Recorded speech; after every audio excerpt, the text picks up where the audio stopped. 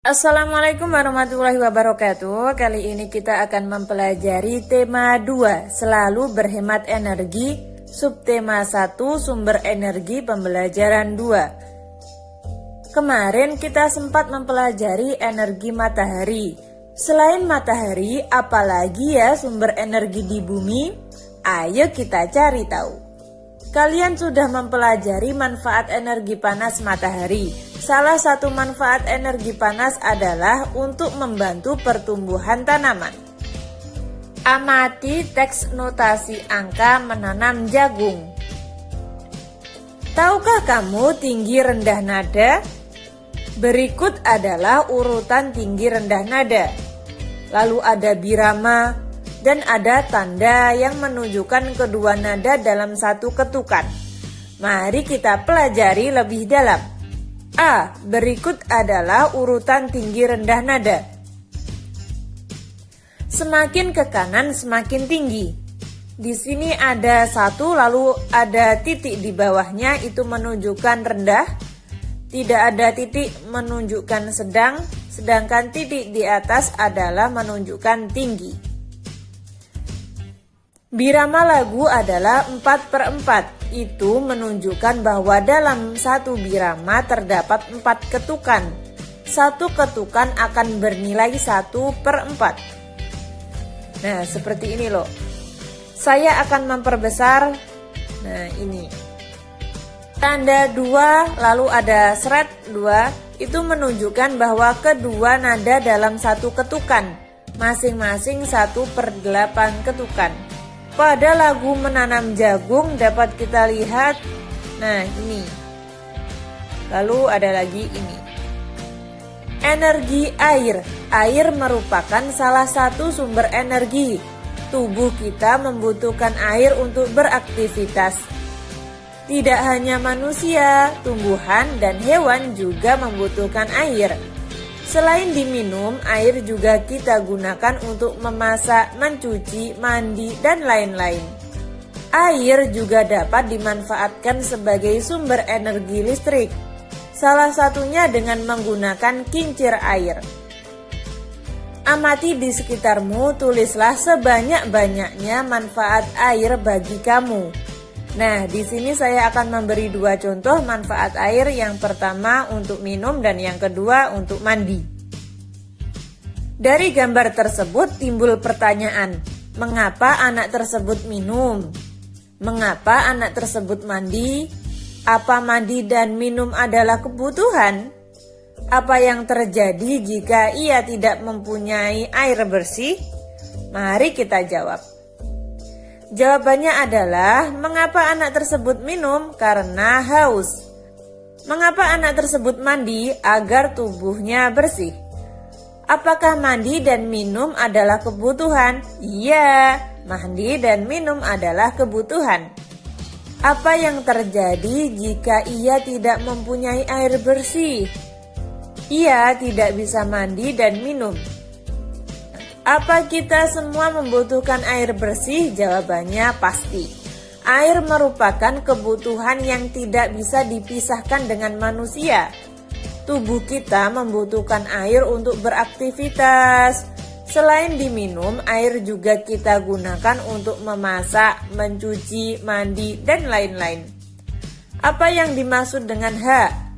Hak adalah suatu yang mutlak dimiliki oleh setiap orang dari sejak lahir dan penggunaannya tergantung pribadi masing-masing. Carilah contoh hak-hak kita dalam kehidupan masyarakat beserta alasannya. Yang pertama, hak atas persamaan. Setiap anak berhak mendapat kesempatan yang sama untuk tumbuh, berkembang, dan berpartisipasi secara wajar, sesuai dengan harkat dan martabat kemanusiaan serta mendapat perlindungan. Hak untuk memiliki nama. Setiap anak berhak untuk mempunyai nama dan tercatat dalam dokumen negara. Nomor 3, hak untuk memiliki kewarganegaraan. Setiap anak berhak untuk diakui kewarganegaraannya oleh suatu bangsa secara resmi melalui penerbitan dokumen kewarganegaraan, meliputi akta kelahiran dan kartu tanda penduduk, atau kita singkat dengan KTP. Hak atas perlindungan. Setiap anak berhak dilindungi baik secara fisik, psikis, spiritual, dan moral. Hak atas makanan. Anak adalah cikal bakal masa depan suatu bangsa. Maka ia harus terpenuhi kebutuhan utamanya yang dalam hal ini adalah nutrisi. Dan yang terakhir, hak atas pendidikan. Setiap anak berhak mendapatkan pendidikan yang layak. Sebenarnya banyak sekali hak dalam kehidupan masyarakat. Di sini saya hanya menyebutkan 6 saja. Amati gambar ini. Apa saja dampak dari kegiatan pada gambar A? Pekerjaan menjadi lebih ringan dan cepat selesai, karena kita melakukannya dengan gotong royong. Apa saja yang akan terjadi jika kita tidak melakukan seperti gambar A? Yang akan terjadi adalah pekerjaan menjadi lebih berat dan membutuhkan waktu yang lama dalam menyelesaikannya. Apa saja dampak dari kegiatan pada gambar B? Dengan berhemat air bersih membuat ketersediaan air bersih tetap terjaga. Apa saja yang akan terjadi jika kita tidak melakukan gambar B? Ketersediaan air bersih akan cepat habis. Apakah kita harus melakukan seperti gambar A dan B? Jawabannya pasti. Kita harus melakukan seperti gambar A dan gambar B. Apa yang dimaksud dengan kewajiban? Kewajiban adalah sesuatu yang harus dilaksanakan dengan penuh rasa tanggung jawab. Carilah contoh kewajiban kita dalam kehidupan masyarakat beserta alasannya. Silahkan kalian baca sendiri.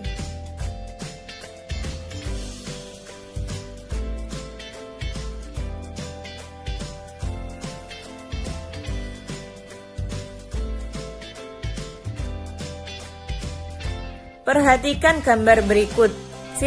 Di sini ada seseorang yang tidak mematikan keran sampai airnya tumpah-tumpah.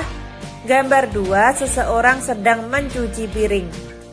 Di sini saya akan memberi contoh bagaimana mengerjakan soal berikut.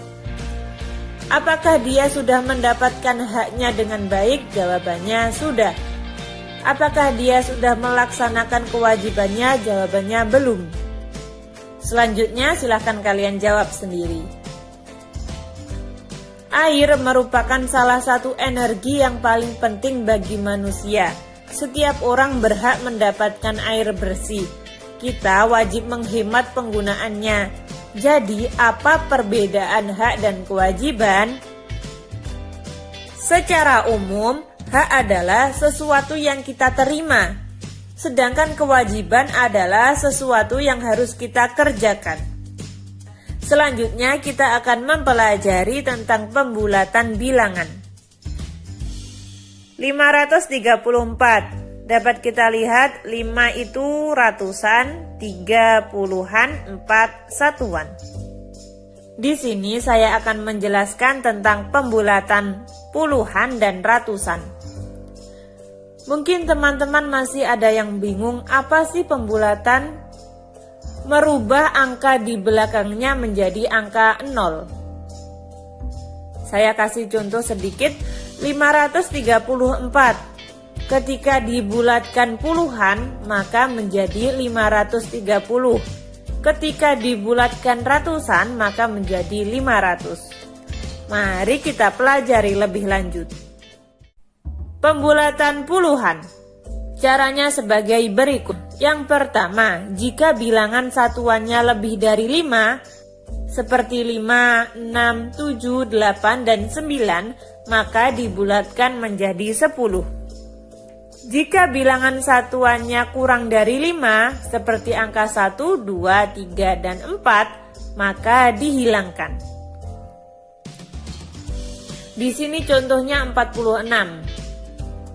4 puluhan 6 satuan. Dapat kita lihat satuannya angka 6. 6 termasuk lebih dari 5, maka dibulatkan menjadi 10.